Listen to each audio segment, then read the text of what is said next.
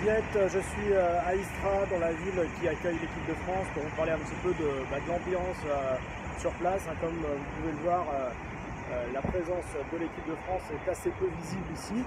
Il n'y a rien qui rappelle que l'équipe de France tient son camp de base dans cette ville, sauf la presse locale qui parle tout de même de l'entraînement d'hier de l'équipe de France. C'est un petit article en page 3 avec la photo de ce brave homme avec son béret français. Photo qui n'a pas été prise hier puisque c'était pas ouvert au public, c'était seulement ouvert aux médias.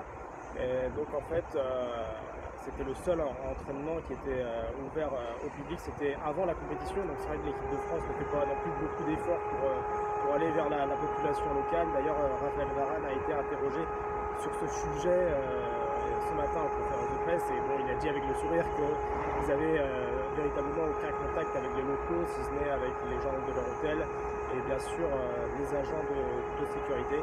Donc voilà, à part les journalistes français, en fait il y a très peu de Français puisqu'on est quand même assez reculé à plus d'1 heure de Moscou et qu'il y a très peu d'occasions d'apercevoir les joueurs en réalité.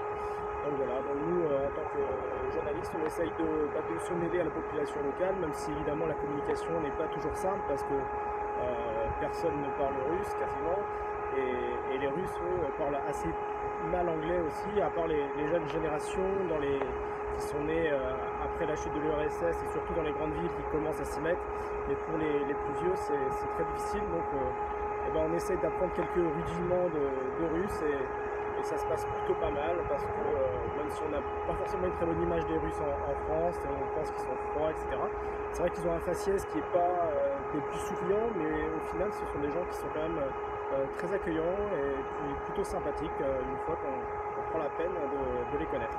Donc voilà, c'était pour vous donner un petit peu l'ambiance ici à Istra, où il va pas tarder à pleuvoir. Allez, à plus!